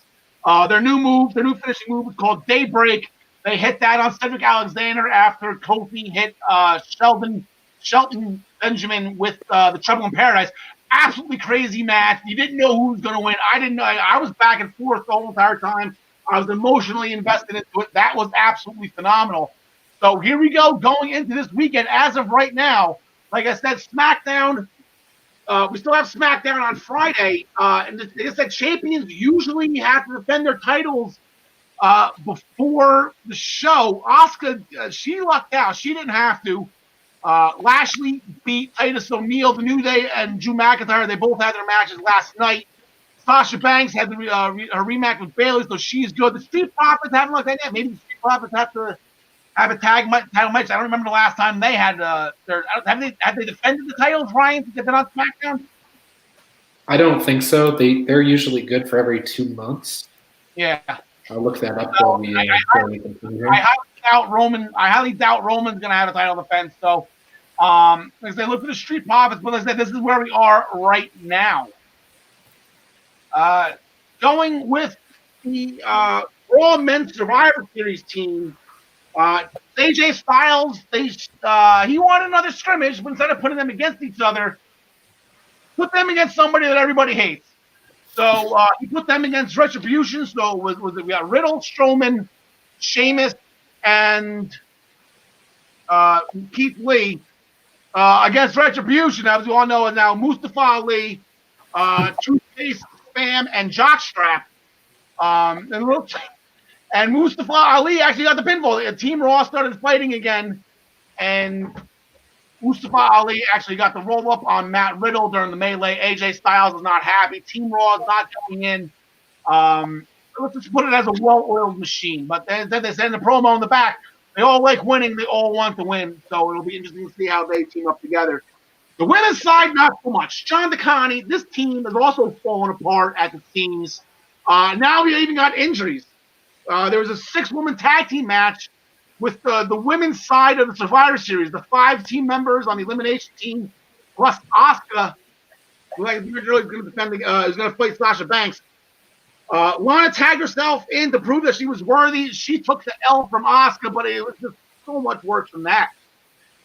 Yeah, she was specifically warned by Shayna and Nia in gorilla position before the match. Stay out of the way. Do not tag yourself in. You have no part in this match. We'll take care of it. She tagged herself in while Asuka was in the ring, and by golly, within 20 seconds, she was being strangled in the Asuka lock and tapping. And that, of course, led to her being rolled outside the ring to Nia. And Nia, I guess in a moment of team building, said, you know what? We're not going to punish you for this. It's okay. Welcome to the team. It's all good between us. And they started to walk away, and she turned back around and said, psych! Yes. Up on the shoulders, through the table, and 9 times through the announce table in 9 weeks. Yeah, the bunny's got a long way to go before she catches Lana. I guess that begs the question, hypothetically, if Zelina Vega or Tria Trinidad shows up in AEW, do we start the clock on Aleister Black? Like, that's really... But yeah, so, and then, like, during the match, Mandy Rose, who was injured going in, she got injured the week before. They played this off. She toughed it out, so they had the injury on TV. And then backstage, Chapstick of Retribution, she took out Dana Brooke. You like these games? I'm trying to be different here. She took out Dana Brooke backstage, so they're out. So going into Survivor, the women's, they were replaced. Postman Pierce came out and replaced them with Lacey Evans and Peyton Royce, who had a brief moment with Nia and Shayna, and that didn't go over well either.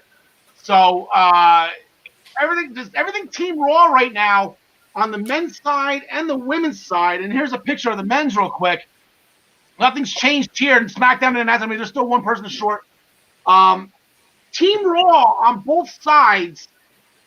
They're in shambles. They're not getting along now. There's injuries with the women. The wheels are falling off. SmackDown hasn't done anything. Like they're not mentioning team members. Jey Uso and Kevin Owens had a fight. Great. That was it though. You haven't seen Bianca Belair since she qualified. You haven't seen.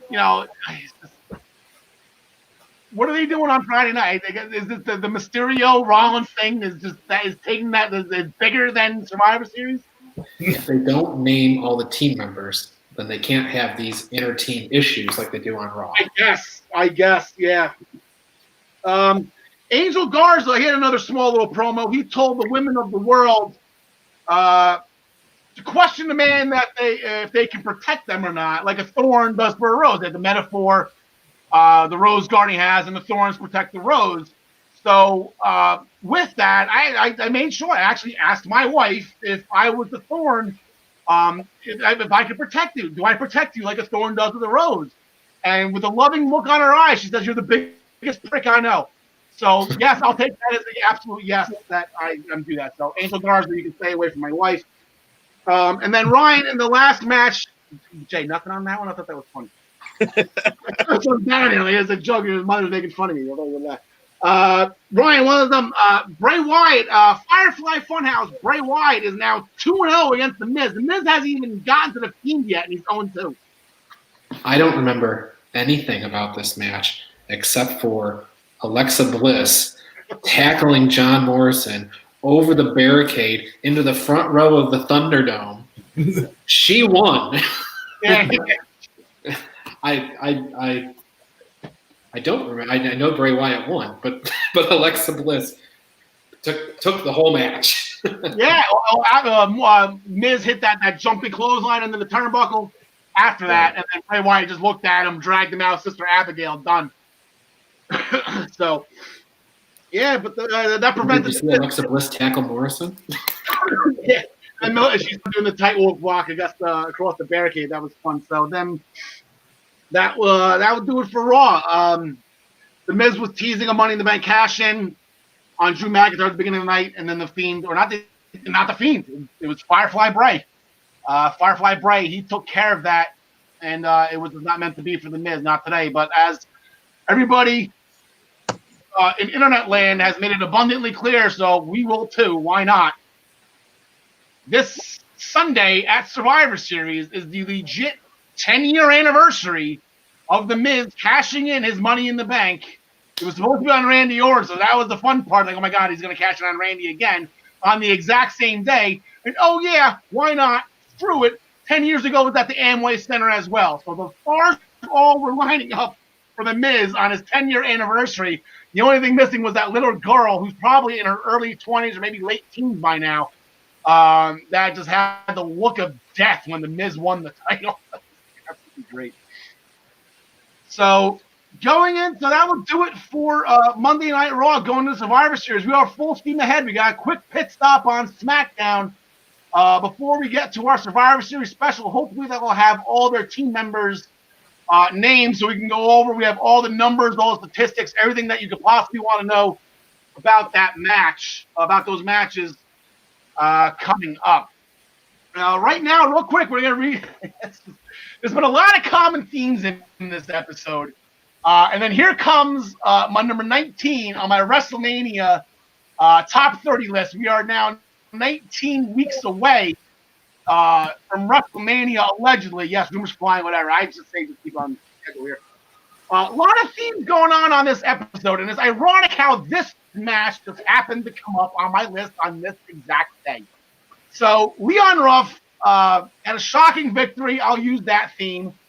What else is there? Oh, it was a WrestleMania 28 skull-crushing finale. Miz with the win. I'll go with that theme as well. We just talked about the Miz cashing in 10 years ago on Randy Orton. How about the WrestleMania he defended the WWE Championship after he won the Money in the Bank on Randy Orton, when he went in and completely shocked the world? Nobody, including myself, unfortunately. I was just happy that he was the champion and that I was able to walk the aisle at WrestleMania as WWE champion. I read a magazine article a long time ago where Ric Flair had a quote that said the greatest honor you could possibly have is to walk the aisle at WrestleMania as WWE champion. That list is very short. The Miz is on that list. And the fact that The Miz actually defended the championship thanks to The Rock, well, he would have won anyway. It was a double count out. He would have defended it anyway. He would have retained anyway. But The Rock restarted so he could screw over John Cena to set up the next two WrestleManias with those two. But The Miz got it done. And the hype package for Miz's intro, where he was back at the control panel, all the things that way back when he was just some punk kid from the real world that nobody gave a shot. No, the guy's got heart. The guy works hard. The guy's got heart, and he is still around. So that match is number 19, The Miz becoming the second heel in wrestling history to walk in WrestleMania in the main event, not just as a championship, in the main event, in the last match, as a heel to walk in the champion and defend it and walk out as champion. Triple H was the first, Brock Lesnar was the third, and they're the only three that have ever done it. Boo. Not a fan. He left the screen. He's not a fan of that match. I know he's not a fan of The Miz, but that's okay. They're not all winners for everybody, but that one's a winner for me. Okay, we have quite a bit of bills here to do here, so let's just get right to it. First, as always, we are going to start to make sure that you tune in to the Primetime Rundown powered by StreamYard. Please join Joey Jarzenka, Ian Schreier, and Rob DeLuca. They are back on at Fridays at 6 p.m. Make sure you tune in to all the I-95 Sports Network outlets, on the Eastern Observer Facebook page, on YouTube, and, of course, on Zingo TV, channel 198, where you are currently watching this show probably as we speak. We are just stay tuned on the same network. You can see the Primetime Rundown on Friday nights at 6 o'clock. Ryan Joy, you have a newsletter that you send out every week, and I must say, Ryan, where did your graphic go? Oh, there you are, all the way up top. Ryan, I must say, this was a good one. This was a good toilet bowl read, meaning it was long, it was informative, and I was able to kill two birds at once here.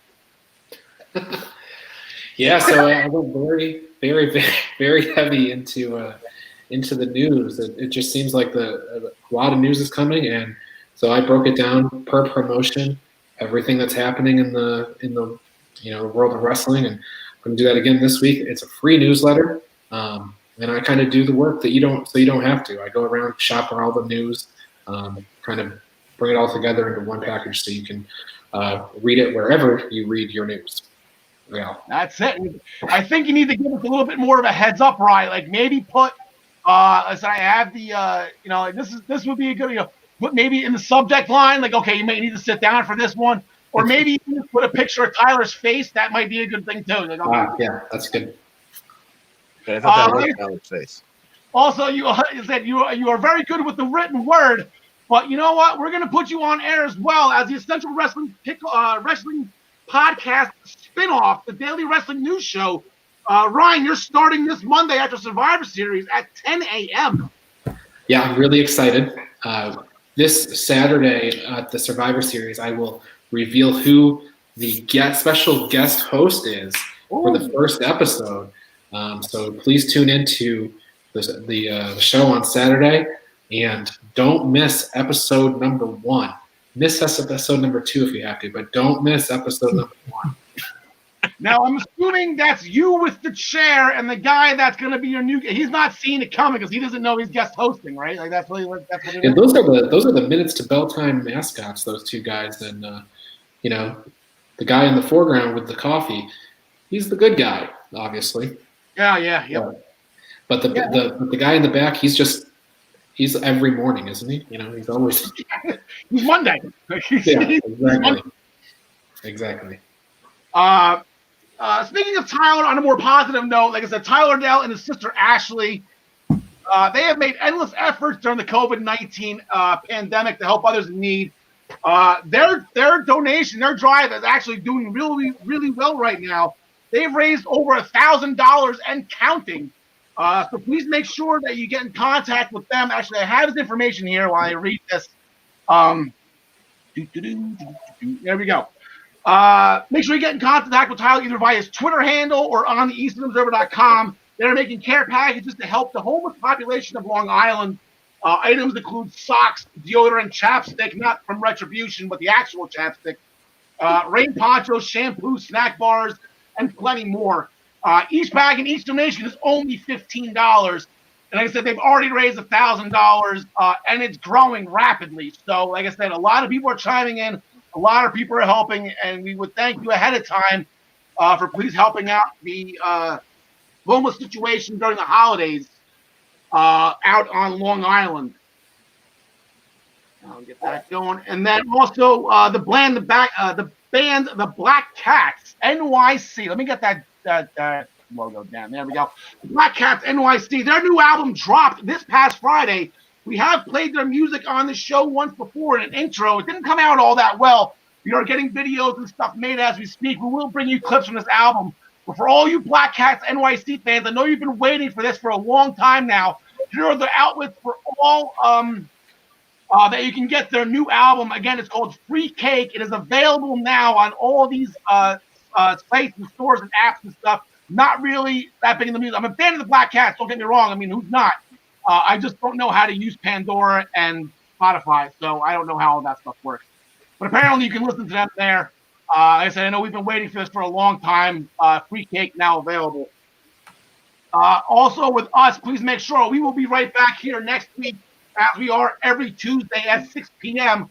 On the Minutes to Bell Time Facebook page, on the Pro Wrestling Pick'em Facebook page, on the Eastern Observer Facebook page, on the I-95 Sports Network YouTube subscription page. Please make sure you go subscribe to the I-95 Sports Network YouTube page. Get all the notifications. Hit that bell.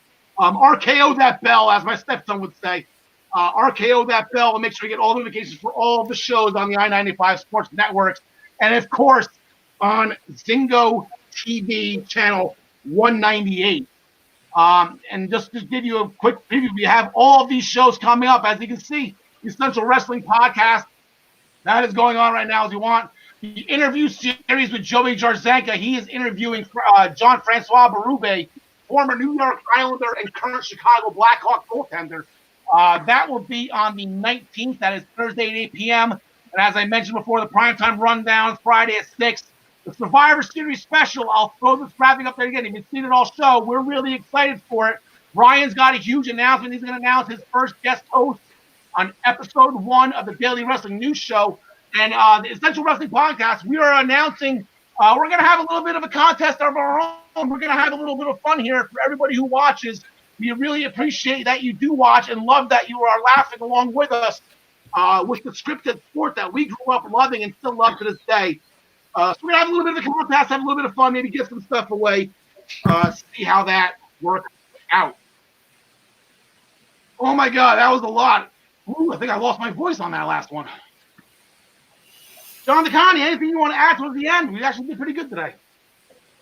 No, just very much looking forward to Saturday, and I can't wait for that email from Karl with the plethora of statistics for the Survivor Series. Very much looking forward to it. There are a lot of graphics coming up with numbers, courtesy of minutestobelltime.com and all of the resources on ProWrestlingPick'em.com. There is a resource button.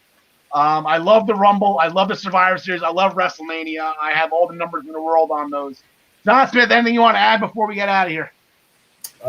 Just that I can't wait to see what Drake Maverick does tomorrow. Yeah. You still find hope Killian Dane can get back. You took that car door to the face. That was crazy. I enjoy anything? Yeah, going back to the Black Cats, I've never seen a piece of free cake that I didn't love. So, check it out. There you go. I know what you say. There you go. So for Ryan Joy, for John Smith, for John DeConnie, my name is Karl. Alexa Bliss, we love you. Tegan Knox, we miss you. We hope your rehab is going well. Get well soon. We hope to see you soon. John DeConnie, take it home.